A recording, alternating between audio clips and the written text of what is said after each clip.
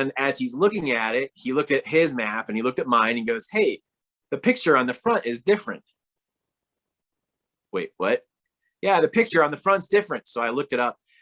My map had the copyright on it from 1997, which is the year before I graduated high school. We can wander our way over, because this is Wandering Ways.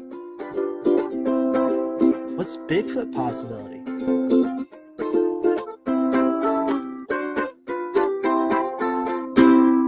Clink. Hey, cowboy! Cowboy. I'm the farthest thing from cowboy. I'm not Michael Drake. No, we got to have him on and talk ranching, actually message us, everybody, if you want to hear about ranching. It is outdoor, but it's ranching. It'd be a fun one. It'd be good to see Mike. It'd be good to see Mike. It would. No, but speaking of dirty ranchers, no.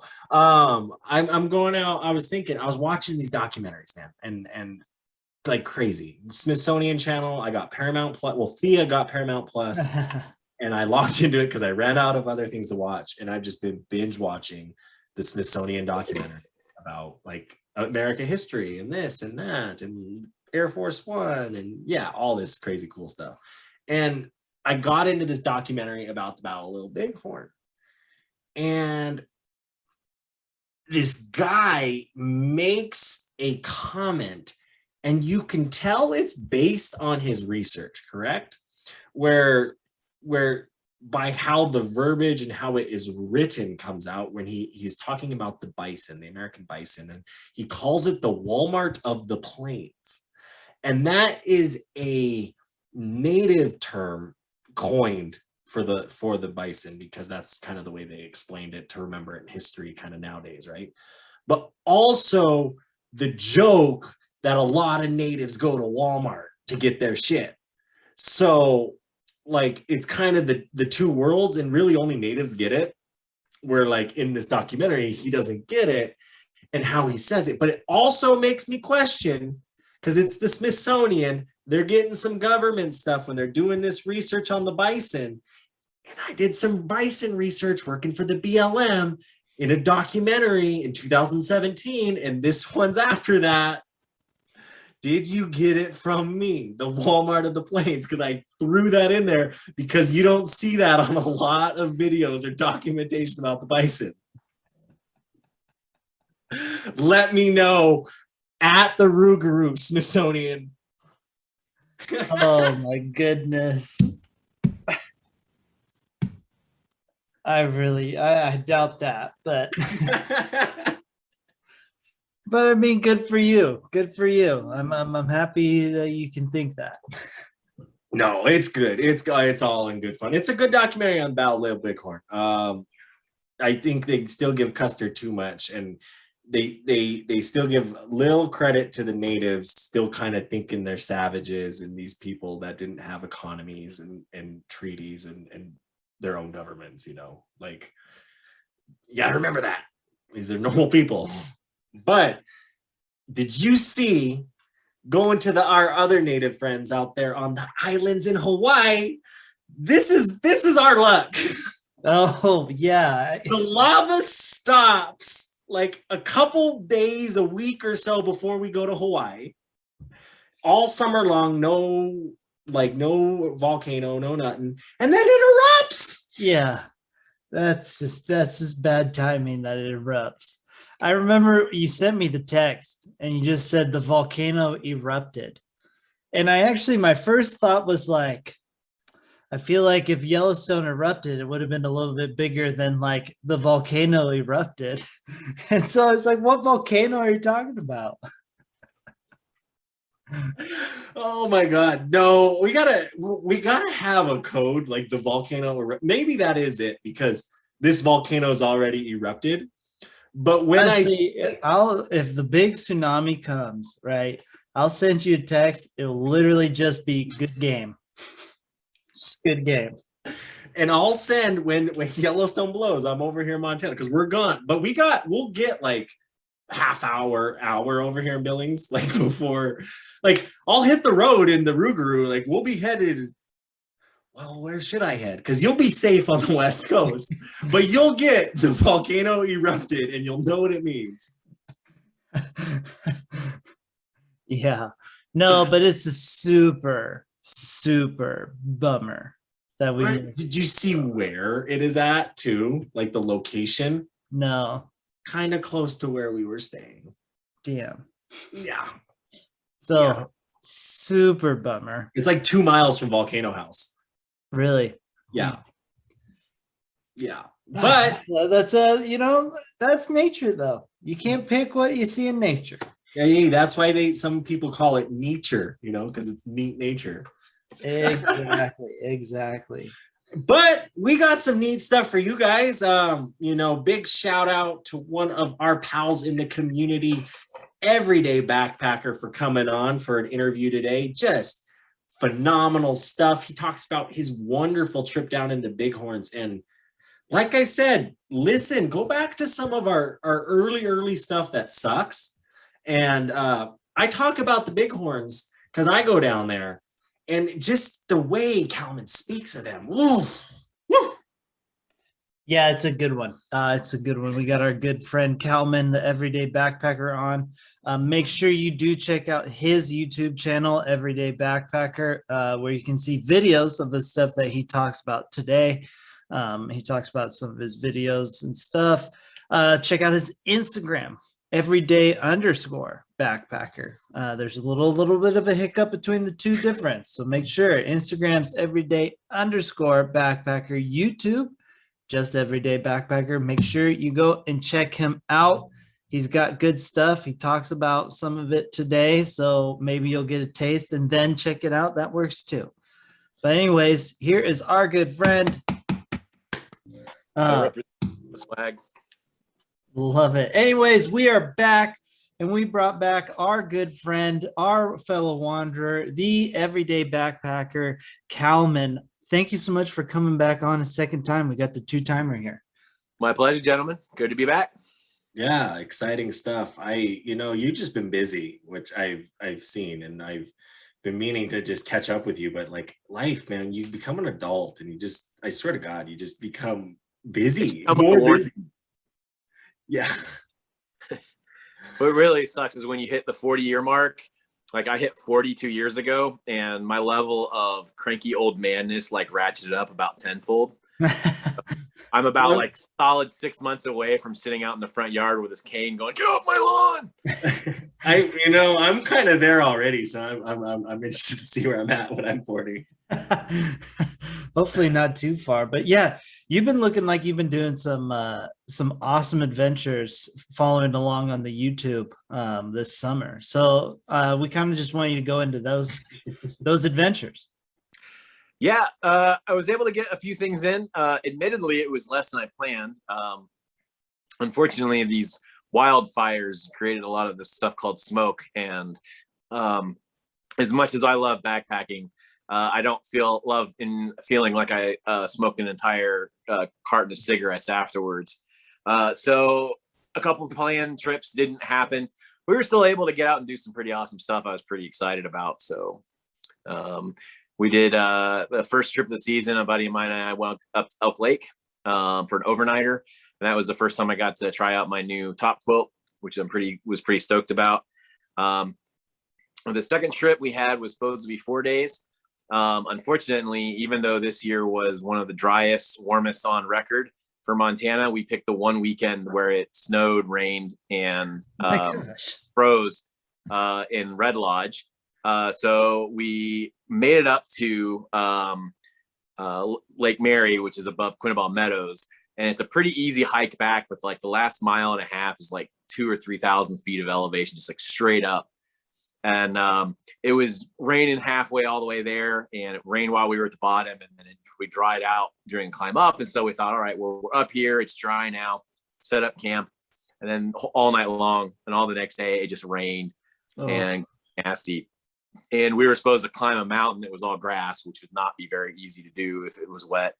And one of the guys in our group, a couple guys were newer backpackers, and one of them sitting around the campfire or the breakfast area shortly after he melted part of his cook set with a stove accidentally, decided, he's like, what sounds really good right now is pizza and beer.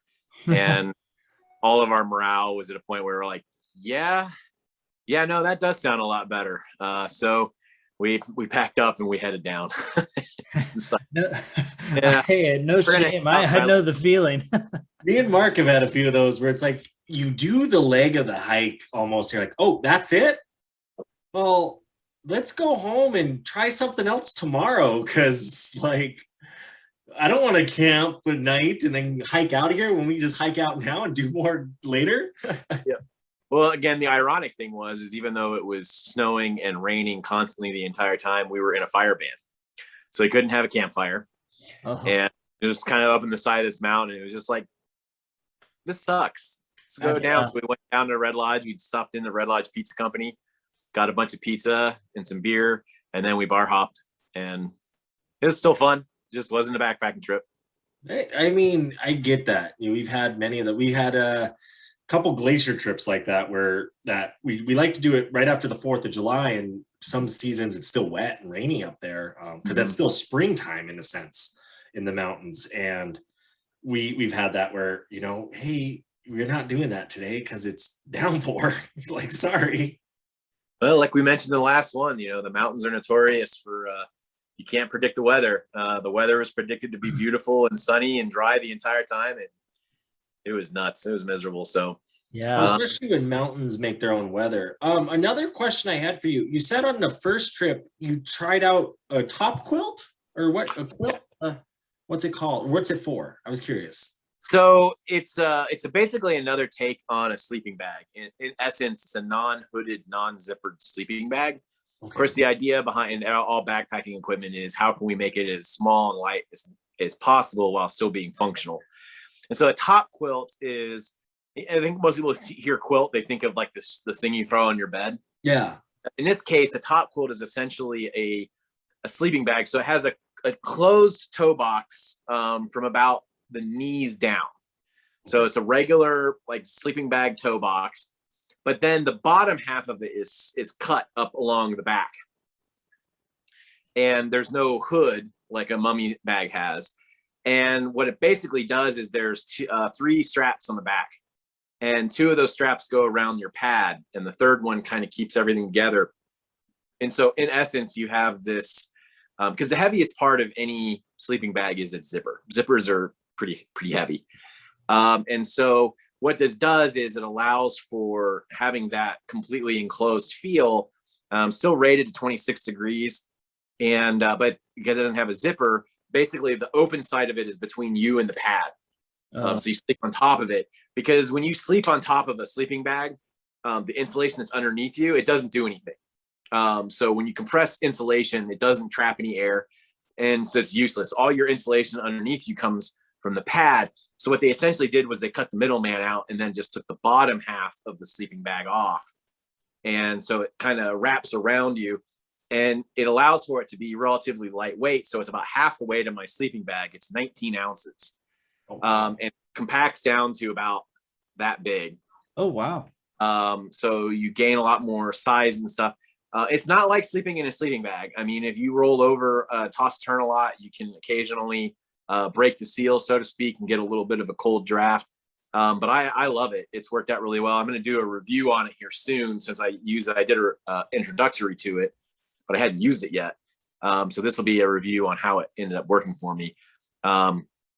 But there are some unique aspects to it. Like I said, it doesn't have a hood. So if it's a cold night, you have to find a way to cover your head. I had to buy basically a separate hood that kind of snapped in the front, and kind of lived on its own there. So, but it was a really cool investment, and I use it the entire summer, and I have a feeling it's going to just end up replacing my sleeping bag, because my sleeping bag is rated to 20 degrees. So unless it's really cold or below 26 degrees, I probably won't even use the sleeping bag anymore.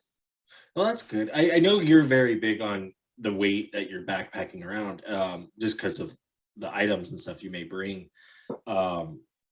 I guess what all is in your backpack then when you really, because you have it down to a T. I've noticed on your videos, like you will say, here's how much my bag weighs, here's what's in it. But like what are the necessities, like your sleeping bag and all that, and what, I guess, how much does it weigh for you? So the foundation of any backpacking gear is what we call the big three, which is going to be your pack, your sleep system, which is going to be your tent or hammock or whatever you use, and your pad and your sleeping bag or whatever combination you use. And then, well, I guess the third one would be the tent. So the sleeping bag and the tent. So those are considered the big three: pack, sleeping bag, tent. But really, basically, you need everything that you would need to go down, the trip. And some people, if they're going with a group, like to share some of the gear. But generally speaking, myself and the guys I hike with, we all just like to be kind of independent. And so we're constantly carrying basically everything that we would need to be able to hike by ourselves. And as I tell people who are getting into backpacking, you carry the same amount of gear for an overnight as you do a trip along the Pacific Crest Trail. The difference is going to be in consumables, food, fuel, water, that kind of stuff. And you're really carrying just about everything that you need in order to exist in the backcountry. So, a pack, sleeping bag, shelter, your cook system, so stove, pot, utensils, clothing, which is a lot less than most people think that you need, because after a while you just have to embrace the stink, and an insulative layers, food, water treatment, some way to clean the water, and then kind of what we would call like the basic essentials and whatever that may be for one person. So map, compass, headlamp, toothbrush, toothpaste, repair kit, and everybody has a different setup. There are people who like to have the big heavier setups that they're kind of the weekend warrior and they're not really too worried about the weight, and the more the merrier, I guess. And then you have the other end of that, which is the ultralighters, which are the guys that are pushing guys and gals that are pushing the envelope as far as they can. Mark, right there. These guys are getting down into insane weight categories. The base weight we usually refer to is everything minus your food and water and fuel, the consumables. And their base weights, they're getting down into like 8 and 10 pounds. Whoa. Now, mind you, getting down into those categories, you're really shaving off your margin of error. So like if I was going to go on a trip on the PCT where things are fairly controlled and consistent, I can get away with carrying less stuff. If I'm going to go on a trip up in like the Beartooth, so I'm going to be off trail and things like that, and the temperatures can vary greatly. Those guys are carrying a lot less gear in the desert than they're carrying in the Sierras. So their pack weight is changing throughout their trip. Just as I have to carry a little bit more to do in the Beartooth, because as I found out this summer, it can be expected to be in the 70s and clear, and next thing you know, it's 42 degrees and sleeting on you. So the less gear you have, it's going to be lighter, but your margin of error is going to be a little bit different. And that's where the skill set comes in. You can get really light if you know what you're doing. But if you're really new to the backpacking, going the ultralight route can really kind of get you into a little bit of a bind. For me, I've never considered myself an ultralighter. I am trying to get my weight down. And I have the advantage of working at a shop. I'm around gear constantly. I have gotten, I don't know what my base weight is currently, but I can tell you my pack at the beginning of the 6-day trip I went on. So we had 7 days worth of food, my entire 7 days worth of food, 2 liters of water, all of my fuel and everything. My total pack weight was 32 pounds. Oh, that's pretty good for a week. Yeah. And that was about 9 pounds of food alone. Wow. So, wow, that's a good bag. I'm pretty happy with the setup I have. And like I said, I am not by any stretch of the imagination light, ultra light. I have a lot of ultralight stuff, but I still carry a chair. We call them luxury items. I carry a chair and a pillow and things like that. And you'll pry those out of my cold, dead hands, maybe literally. When you're on the side of one of the Beartooth Mountains. I could certainly make my pack lighter, but damn it, I want my chair, my pillow. I'm an old man. Leave me alone. Hey, there's nothing wrong with having those. Mark's that guy. He's like, I got to bring my uke with me. And it's like, dude, we're in the desert. Like, who are you going to play for? Hey, man, go find someone. What you make of it. You hike your own hike. If you want to carry a ukulele, you carry that ukulele. Exactly, right? There's nothing nicer than a ukulele at the end of the evening. No, I'm not playing unless it's not. Just kidding. Okay. He does the opening to the show. It's good, man. I like it. Thank you. It's the bare necessities. So I was going to ask too, because you talk about gear, you talk about maps, right? And in one of your videos, you come across a map error or mistake. Yeah. And I tried telling the story on the podcast to Mark once. Yeah. And it didn't really come across. I'm curious. I want to hear more. So this is not one of my shining moments in life. Okay. As a professional in the outdoors. So we went on a week-long trip this summer in the Bighorn Mountains around the Cloud Peak Wilderness called the Solitude Loop Trail. Okay. And it's about a 60 to 70 mile loop, depending on who you talk to. And the map that we had for it was made by National Geographic. Okay. And all of their maps basically look the same. And they have a picture on the front, but they have that classic National Geographic yellow design and everything. And so we sell them at our store. And so I grabbed one out of the rack and I bought it and I didn't think anything of it. And so we knew ahead of time that the second day on the trail was going to be the navigational challenge because it goes through an area that's just not really nice. Compared to the rest of the trail, which the rest of the trail was absolutely beautiful. One of the most beautiful places I've been to, also one of the hardest, and we didn't help ourselves on this day. And we got to a point where we were supposed to, according to my map, split off and head up and then back over. We were along this reservoir. Get to that point, nothing. I had a moving map display that also said that trail was there, and we thought maybe we missed it. We were going back and forth. We tried going further down a little ways to see if maybe it came in a different spot. We could not find this trail to save our lives. And Jay thought, well, maybe if we continued all the way down to the bottom of the reservoir, we might find something. My map said that there was nothing beyond there. If you got down there, you'd have to go like 40 miles the other direction and then back up in order to get to where we needed to go. And so I said, well, I don't think, we did know that there was another trail back farther back that we had already passed a while ago that we did find that I according to my map, said we would make it to where we needed to go. So we decided to sit down for lunch and we hashed it out and we agreed that the best course of action was to go back to the trail that we knew was there and take that trail because that was a known way to get it. Going down the other way to the end of the reservoir was unknown. And according to all the information we thought we had, it showed that we would have to go way, way, way, way out of the way in order to get back to where we need to go. So we decided to head back. And so we did. And we hit this trail. And then this trail had its own funness because it was a main route for cattle to be moved from higher elevation to lower elevation. This area has cattle involved.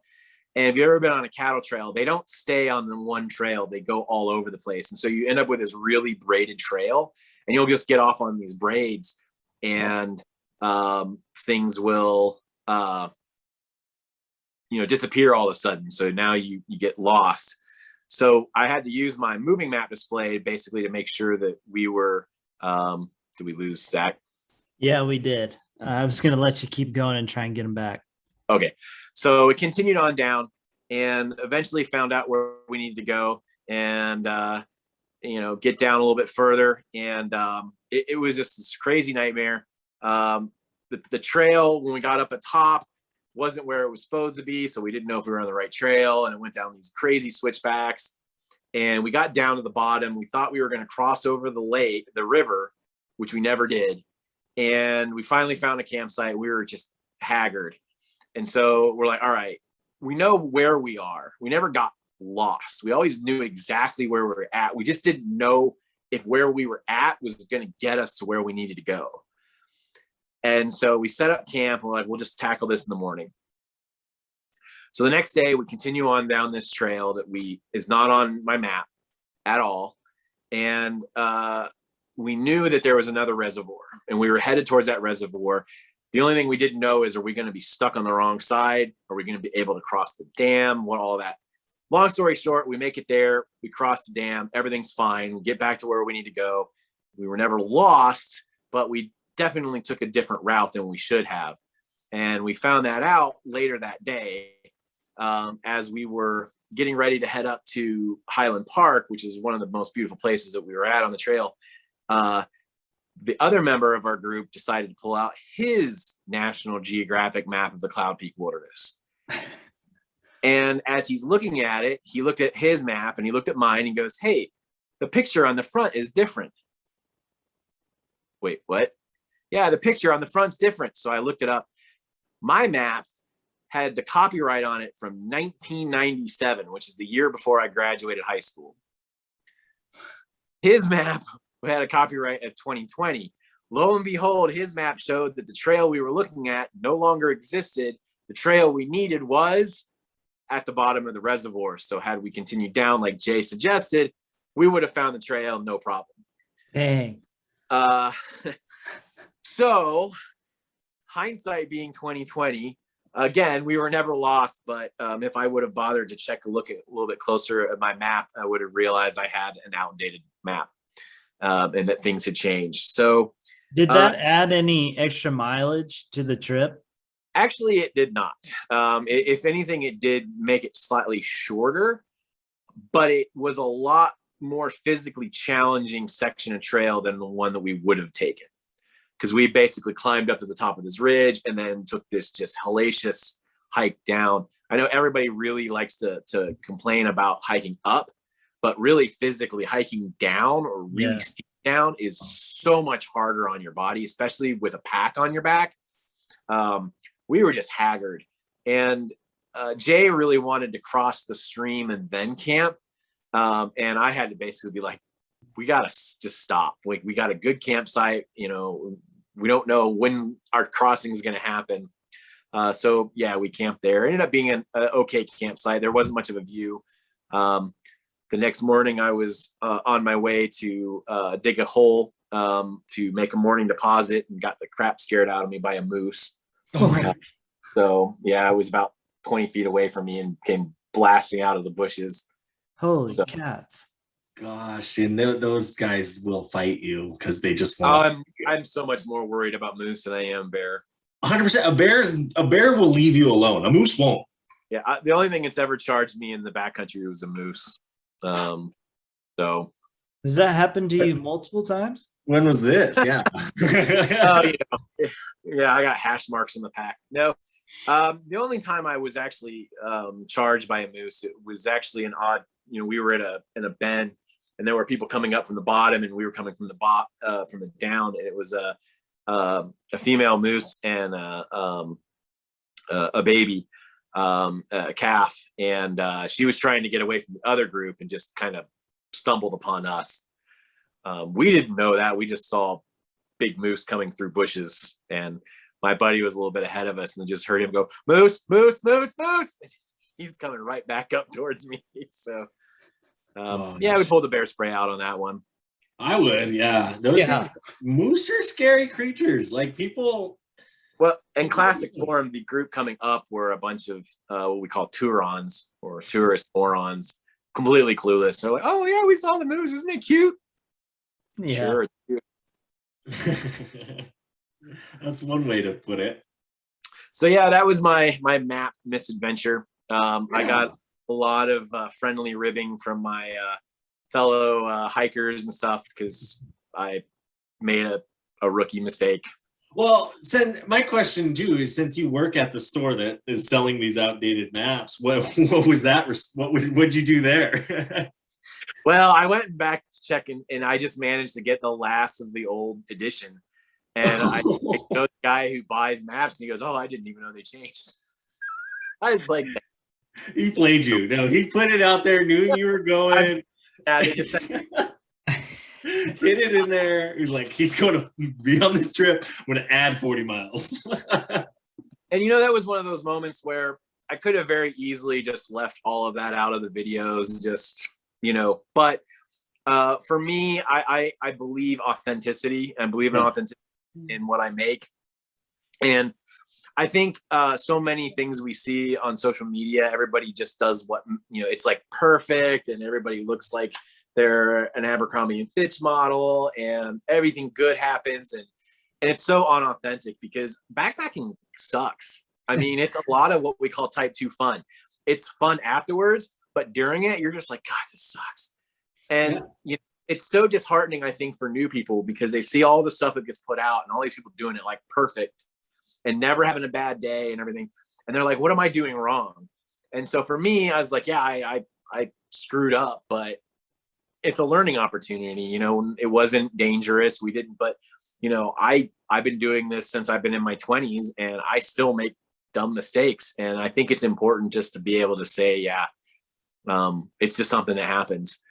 So, you can either save a little bit of face and be unauthentic or be authentic, make a joke out of it. And that's basically what I did.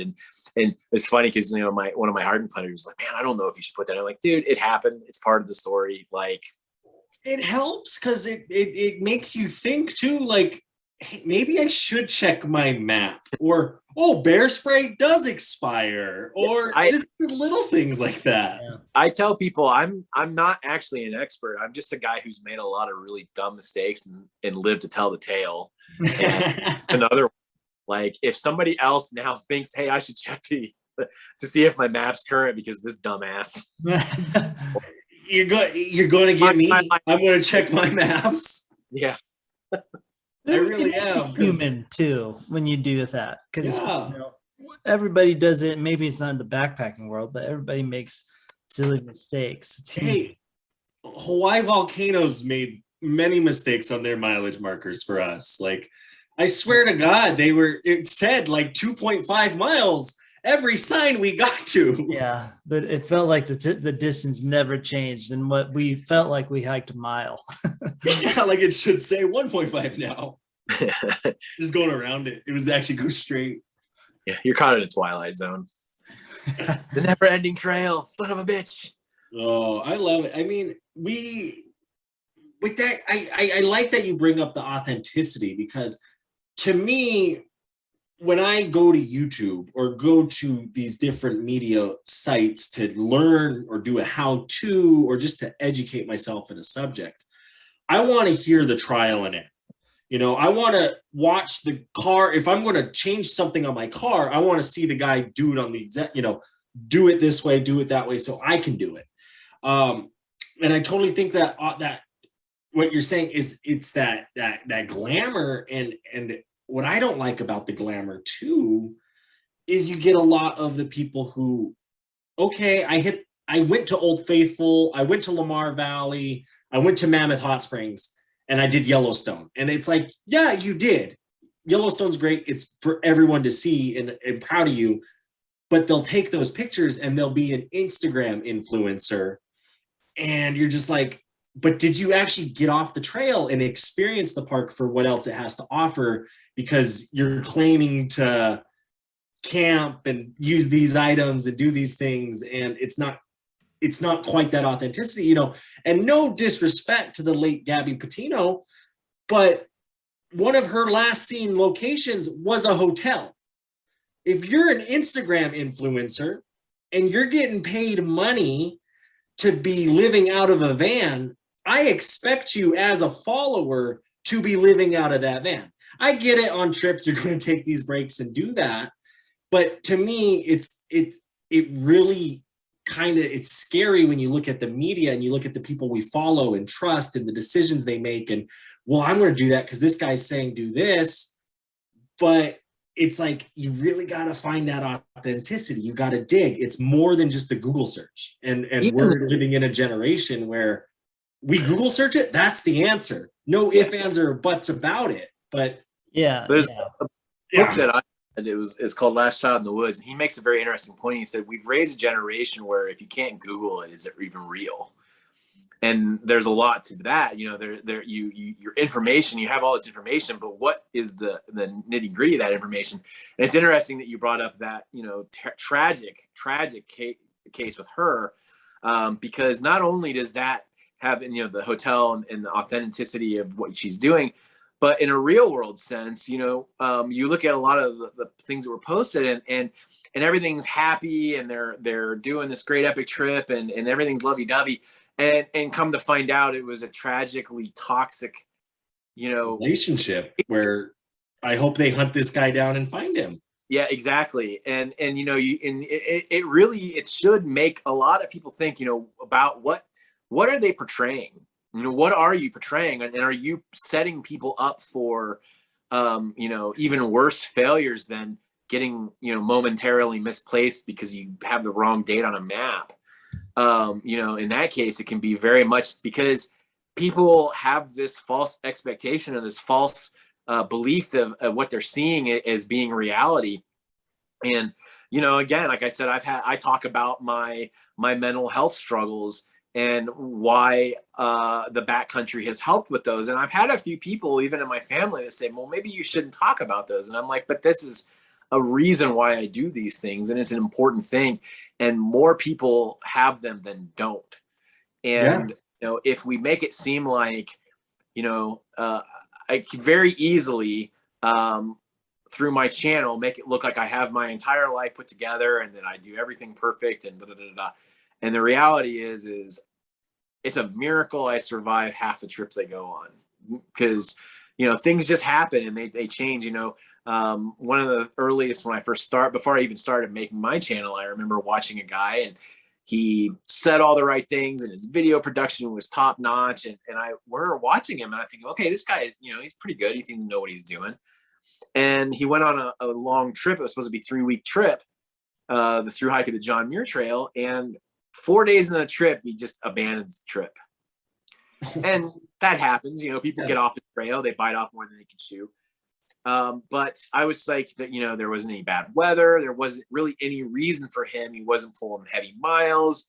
I was just like, I don't know what, you know, why is this guy, you know, if he's done all these things, it makes it sound like he's done, you know, he should be able to do at least a week, you know, but he got off in 4 days. And I went back and did a little bit more research and come to find out this is the third ever backpacking trip the guy had ever been on. Oh. And there's nothing wrong with that. People start at all times, but he was portraying it as him being this outdoor professional, you know, guide, all these things. And I'm like, man, if you have only been on your third backpacking trip, make that your channel. Hey, I'm new to backpacking. Come with me on my journey. Don't say, oh, I'm this great, you know, expert. You need to follow my advice because I'm a great expert. And in reality, you've only been on a couple backpack trips. Personally, I think that YouTube needs more people who are just starting out. There's a shit ton of us that have been out there that are old, grizzled, you know, grumpy asses that have been on hundreds of backpacking trips. You know, if it were me and I was new, I'd be putting that stuff out there as I learn it. One of my favorite channels in recent years was a guy named, goes by Second Chance Hiker. And he was hiking the Pacific Crest Trail to lose weight. He started out like 400 pounds. And, you know, everybody's like, man, I don't know. He did a shit ton of miles on this thing before he ended up getting off on an injury and he lost a bunch of weight. But he said right from the start, I'm new. I don't know what I'm doing. I've never been backpacking before.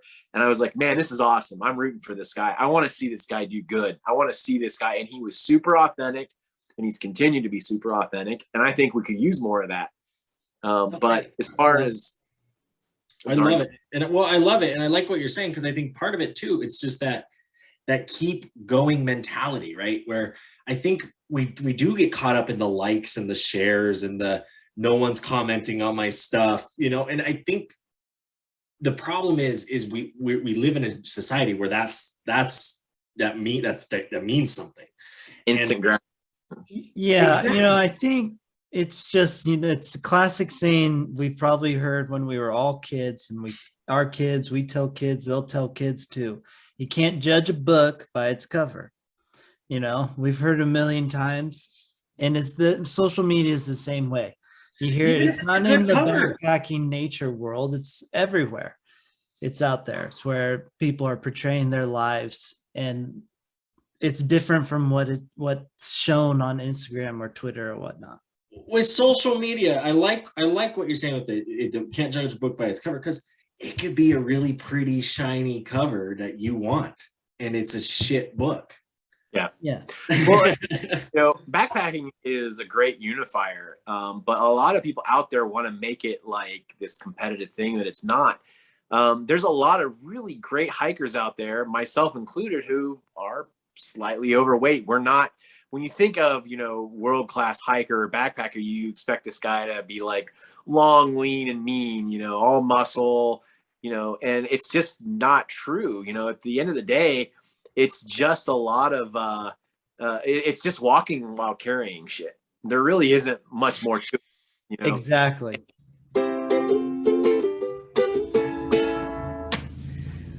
Thank you, Wanderers, for checking us out. Make sure that you are hitting that like button, that subscribe button, leaving us a review on the iTunes, on the Spotify's, or wherever that you are checking out this podcast today. We really appreciate it. Any kind of feedback, we love it. Make sure to check out the YouTube so you can see our beautiful faces instead of just listening to those beautiful voices. But hit the like and subscribe button there, too, to see all of the fun Wandering Ways stuff. Yeah, on the YouTube too. Make sure to check out those videos like Mark's amazing 30-day road trip where he lived out of the back of a Jeep. And if you want to commemorate it, go ahead and pick yourself up that Wandering Ways swag.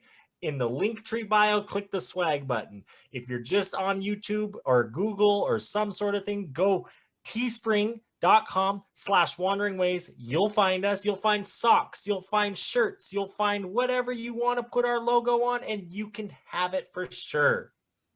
And maybe you only like one of the Wandering Ways team members here, and you want to check out maybe just me personally, because obviously I might be the better one. Check me out, Reverend Marcus, on the Instagram, on the Twitter. I got some fun stuff there.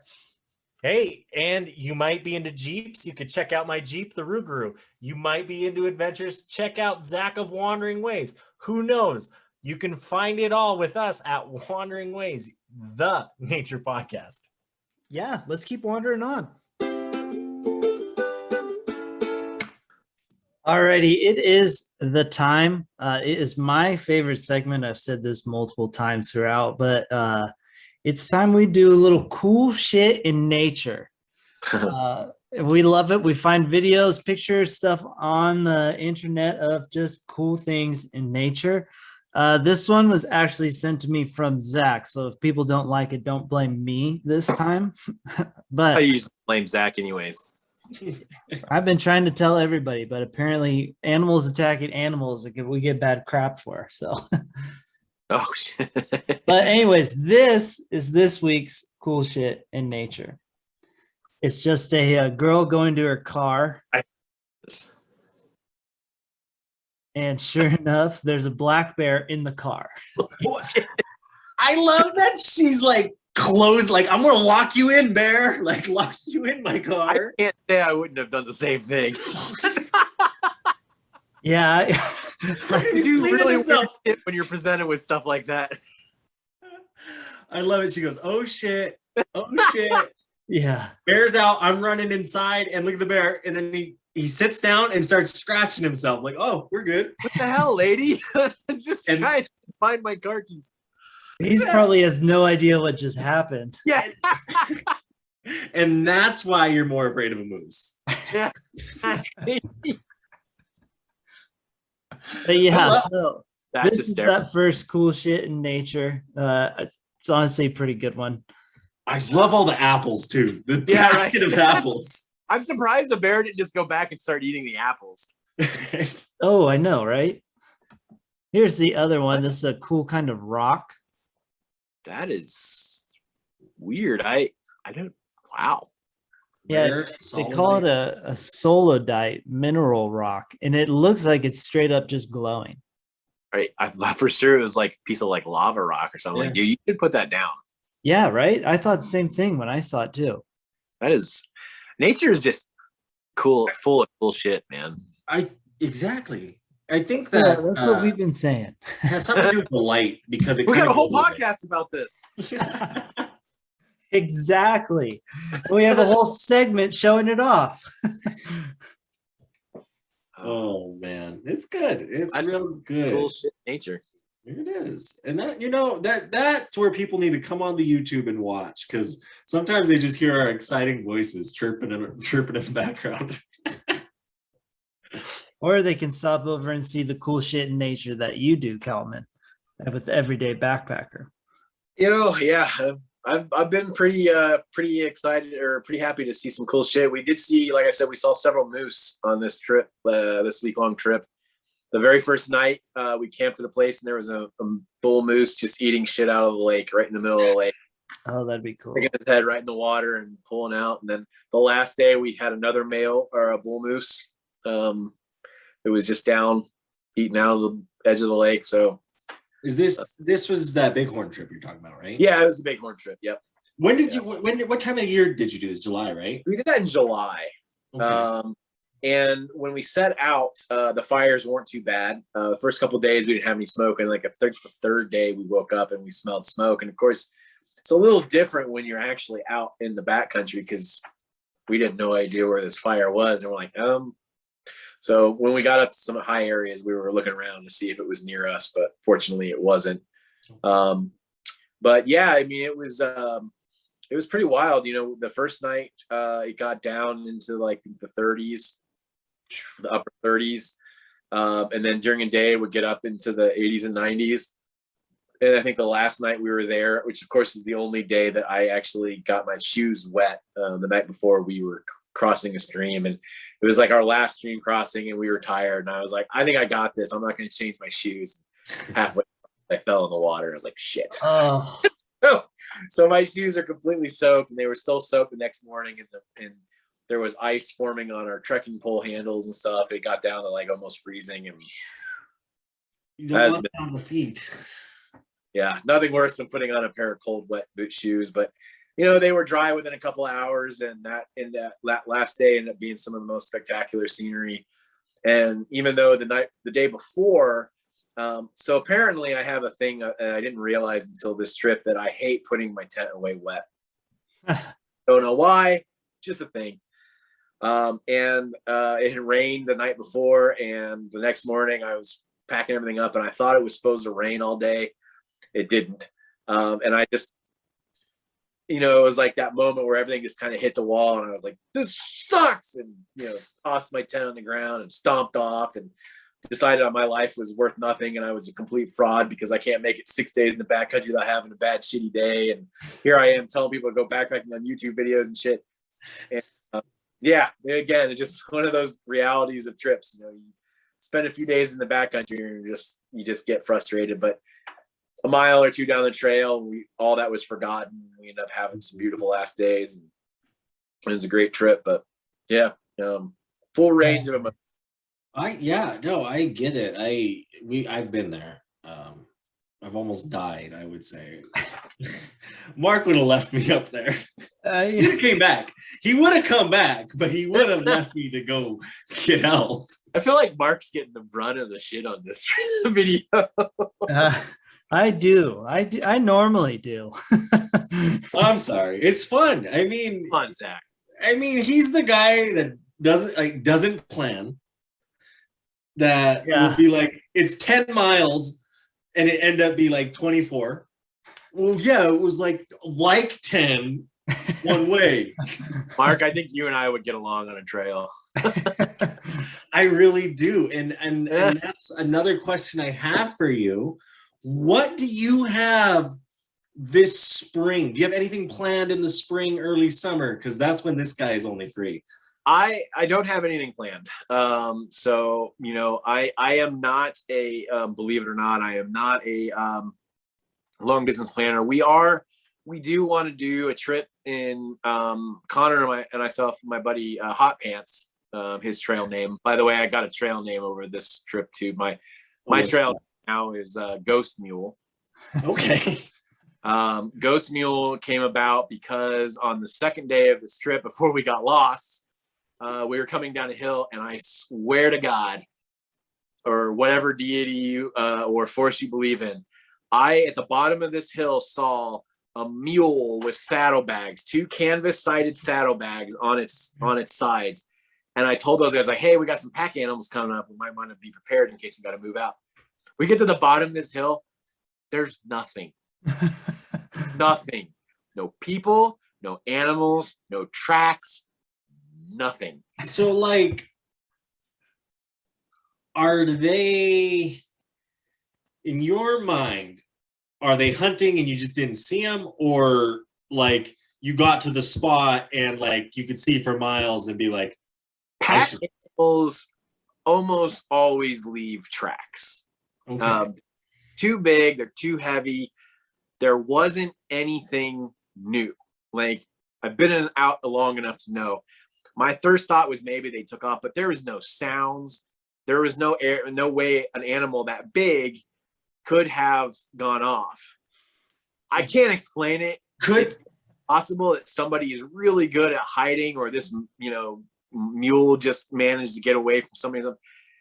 I know what I saw, and I also know what we didn't see at the bottom of that hill. And you get your trail name gets bestowed upon you. You don't really get to pick your own trail name. That's kind of faux pas.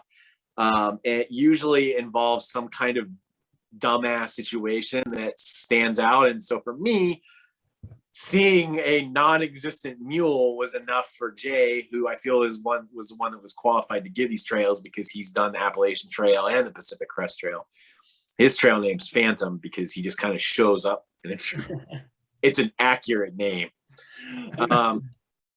And so he woke up that next morning and bestowed upon me my Ghost Mule moniker because they spent the entire day giving me a lot of shit about seeing a ghost mule. Oh yeah. And then at the end of that same day, Connor was making a meal, and he had it in the Ziploc baggie, and the top of the bag just exploded. It just broke apart, and so all this hot food just spilled all over his legs, and so he got bestowed with Hot Pants. Nice. Nice. So, My question, I guess, is I have 2 questions when it comes to what you saw.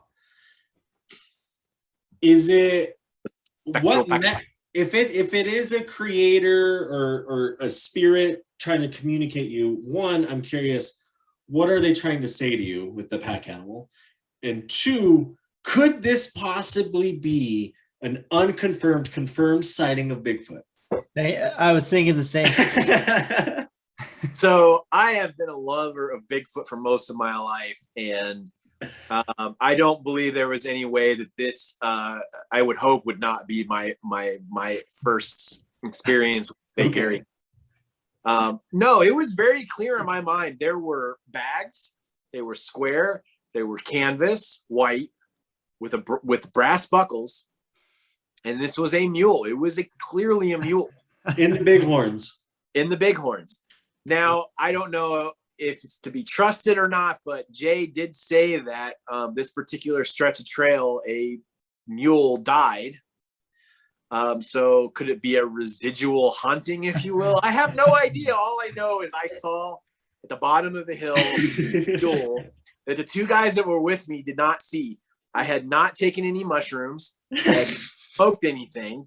I was not dehydrated. It was the beginning of the day. And yet there is this mule that didn't. This is Schrodinger's mule. It existed and it didn't exist. I have no idea. Hey, I believe you. I all I gotta say, if it's a spirit, talking to you, what's the message? That's my question to it. I don't know. Hiker spirit animal, a pack animal. It would be a hiker spirit animal, I guess, because right. we're carry the shit ourselves instead of loading it up on something else. Maybe it was a sign that we're doing the right things with our lives. I don't know. That's one way to look at it. Maybe it's a sign that you need to go do a burrow trip in the Grand Canyon. I have done a trip. My very first major backpacking trip, we did film out in New Mexico with the Boy Scouts, and part of it was with some burrows. So maybe it was the ghost of one of those burrows revisiting me. I don't know. But, it existed. I think I got a pretty good trail name out of it. I'm pretty happy with the trail name Ghost Mule. I like it's a fun story. We need more lighthearted, silly things in this world. And, if that's what it is, then so be it. It's a lot better than dealing with all the other stuff from this year. So I love it. Own it.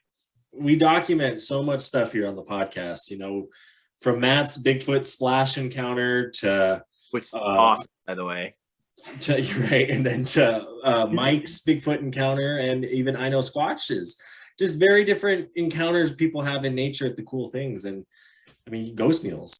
Well, every trip I go on, I don't know if you can see it. The big man goes with me. Oh, there you go. Bigfoot. We're always squatching when we're out looking for my boy Big. So, and he could be anywhere. So we always keep an eye out, and that's what keeps us going out. I love it. Right on. I love it. So you were down in the Bighorns. Is this your first time in the Bighorns? Because I have, over the last couple years, I've gone down just go down to the Bighorns. I went down to the Medicine Wheel, but they are just as immaculate as the Beartooths, I would say. Amazing. And this was the first time I've ever been there, and I didn't have really good expectations for some reason. But some of the areas you went to, Highland Park. When we got to the top of Highland Park, I didn't film this, but I literally got emotional. Oh, cool. It had been a rough trip to that point. And I wouldn't say I'm a deeply spiritual, but that is sacred ground. There's just something about it. It's sacred. My buddy Jay has a ritual because, like I said, he worked there for 27 years. And his thing is anytime he enters into that area, he takes his shoes off and he steps into it barefoot. Is he native? He's not. Okay. But he believes in a lot of those kind of thought processes. And even I went after we ate, I took my shoes off and I went out and faced the four corners and, tried to pay my respects in what little lack of knowledge I have. But there's something about it that it just immediately, I remember they were down, I had gotten up a little bit heavier and higher before we had to go around a big snowbank and got up there, and immediately I literally was like, oh my God, it hits you. It's so, I very rarely I've had a lot of experience again and go, man, this is gorgeous. That one, it was a visceral, physical feeling, and I immediately just teared up and just cried, just because it was one of those moments, and that place, there is sacredness to it. No, I feel that. I've been lucky enough in my life to hit a few of those places, and have similar feeling. Like Glacier for me does that. There's some spots there. There's a meadow. I actually took Mark there up by Chief Mountain that I reference quite a bit, and it's one of those places to me where I don't want to leave. I could be here forever, and I would be complete. And I get it. I get that connection to the land. I get the respect. I get the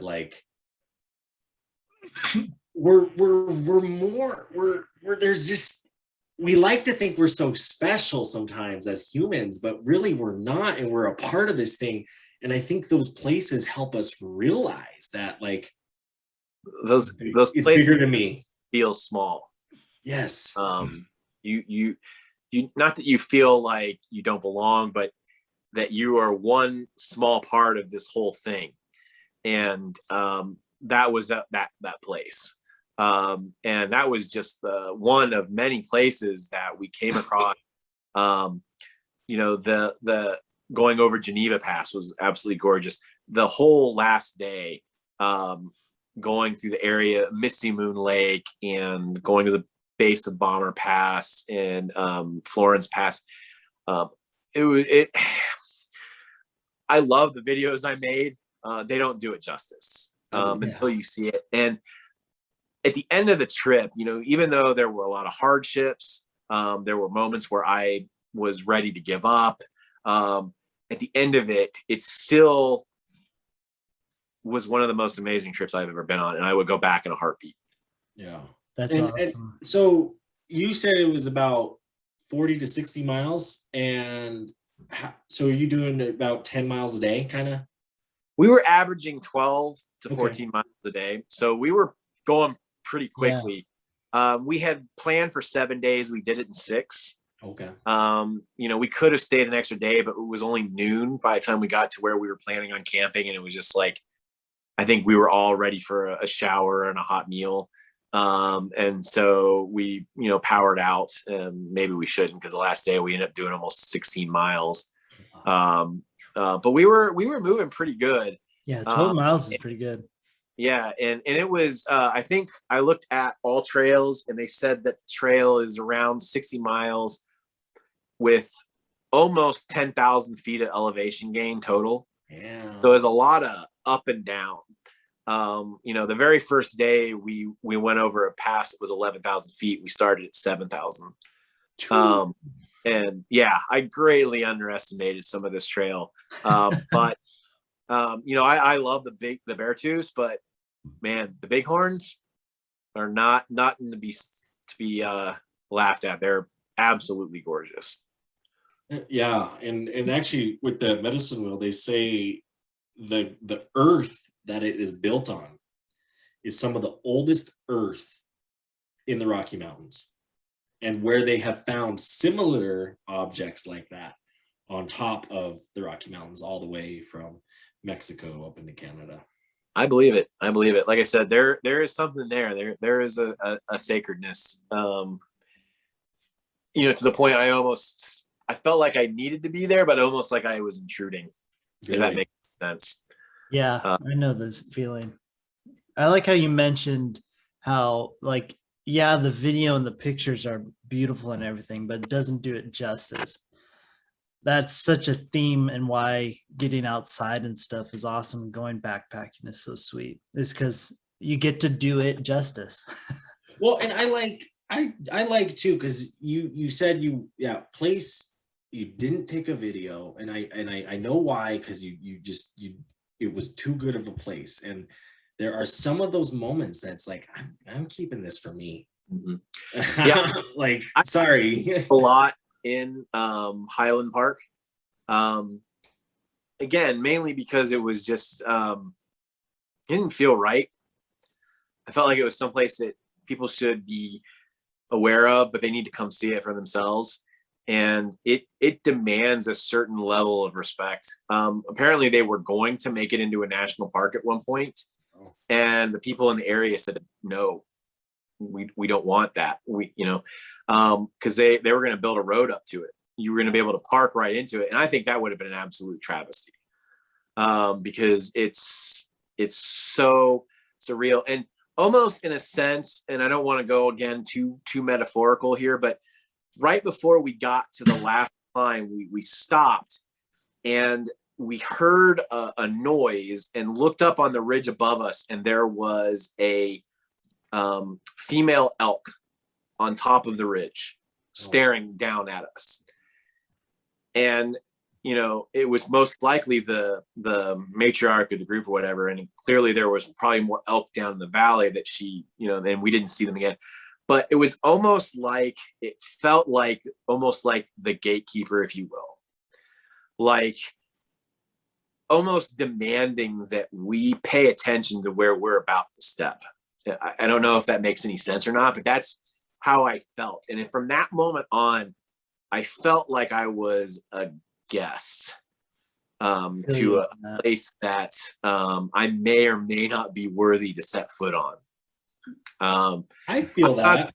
Not a very spiritual person, but there was a moment where the three of us looking up at that elk, and for whatever, whatever that represented, it definitely, I think for me, it was calling us to a state of reverence. No, I like that. I feel you on that. I've told this story before about the eagles. We were hunting one time and these two eagles flew, and it was, yes, turn the car off, sit here, don't move, observe, respect, love. Yeah. And, like, you know what I mean? Like, just 100%. I know the feeling. Well, because they're called. This is an opportune time for me to be that guy. Yeah, I figured. Sorry. And I gotta be the guy as always. So we're getting to final words. So that being said, Kalman, since you are our guest, we're gonna let you do final words. It's literally anything you want. If you have a poem, you have a story, you have a video, you have something you want to plug, literally anything you want in the final words, and the final words is yours. I think for me, the final words, again, I didn't get out as much this year as I wanted to because of the conditions, but the trips I did get out on were amazing. And I pushed through a lot. And when those trips don't go the way that you planned on them or wanted them to go, that's not a bad thing. Just be true to yourself, be true to the land that you're visiting, and enjoy it. Beyond that, again, my channel is Everyday Backpacker. My Instagram is everyday_backpacker. Send me a DM. I'll send you some stickers.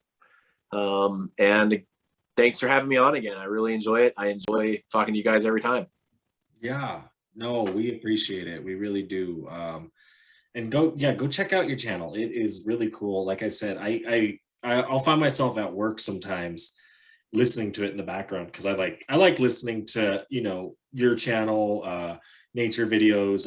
Right now I'm really stuck on the Smithsonian channel, so I'm watching like all these documentaries. So I like just learning in my free time because I can work, and I feel like that was part of school. I saw a lot of videos and I'm able to do that. So I'm learning, I'm listening to history, I'm typing up my work. And I just want to say, I really want to reiterate the point where you talk about the reverence in these places.